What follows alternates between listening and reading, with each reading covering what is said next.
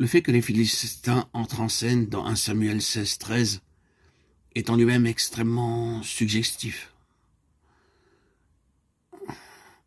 Cette conjonction « hors les Philistins », qui ne figure en français que dans la version du rabbinat, est très importante. Elle coordonne 2 ordres de faits et rattache tout un avenir à ce qui vient d'avoir lieu.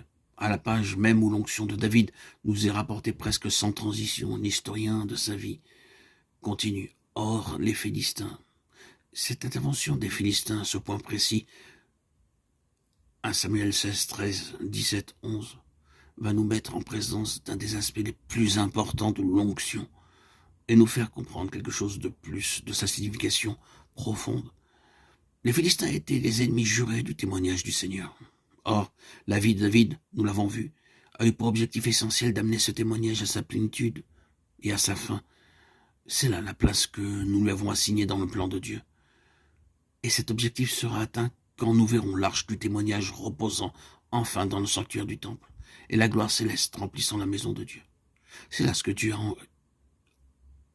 en vue quand il suscite David. C'est pour atteindre ce but-là qu'il lui confère l'onction. Avec les Philistins, ce sont donc les forces d'opposition qui entrent en lice. Ils représentent l'antagonisme suscité par l'onction dans l'accomplissement de sa mission. Quand on parcourt les livres qui nous racontent la vie de David, on ne peut pas manquer d'être impressionné par tous les démêlés qu'il a eus avec les Philistins et par la place considérable que les Philistins occupent dans le tableau général de sa carrière. C'est tout à fait frappant. Du reste, pour peu qu'on y regarde de plus près, on ne peut pas ne pas remarquer la place que les Philistins occupent dans l'Ancien Testament en général. Dans les seuls livres des Juges et de Samuel, ils ne sont pas mentionnés moins de 204 fois. Dans les livres de la Genèse, de l'Exode et de Josué, leur nom apparaît encore 11 fois. Ce qui fait 215 fois jusqu'à la fin du livre de Samuel. Ce n'est là qu'un chiffre approximatif, un minimum. Mais c'est un minimum qui donne à réfléchir. Une constatation d'un tel poids mérite qu'on s'y arrête et qu'on se rende compte que ce sont précisément les livres qui nous racontent la vie de David qui contiennent les allusions aux Philistins dans la proportion la plus considérable. Notre remarque est donc abondamment justifiée.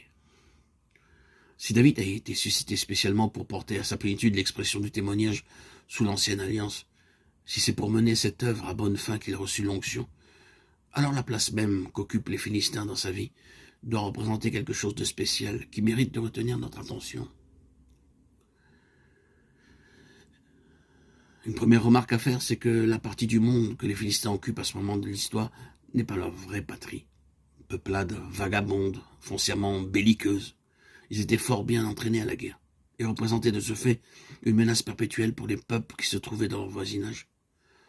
Leurs guerriers étaient d'une si grande valeur que leur ennemi, même plus fort numériquement, pouvait à peine en avoir raison quand ils avaient maille à partir avec eux.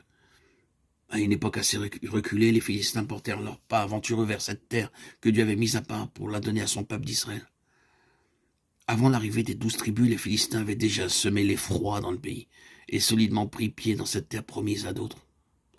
Un territoire assez considérable tomba même pour finir sous leur domination. Leur influence, leur puissance, leur prestige étaient tels qu'ils allèrent jusqu'à donner leur nom au pays tout entier, la Palestine. La Palestine est simplement le pays des Philistins. Palestine signifie terre des Philistins. Du jour où ils ont mis le pied dans le pays, ils y ont laissé quelque chose d'eux-mêmes, qui ne s'est pas encore effacé aujourd'hui.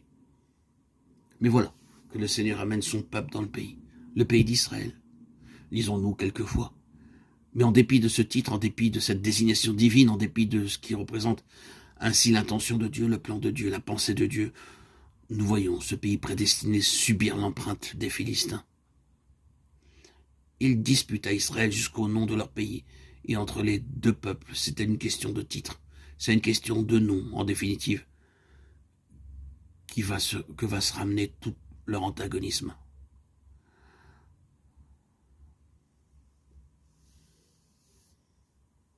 Non seulement les deux peuples vivaient en état d'hostilité quasi permanente, mais les Philistins étaient les ennemis principaux d'Israël.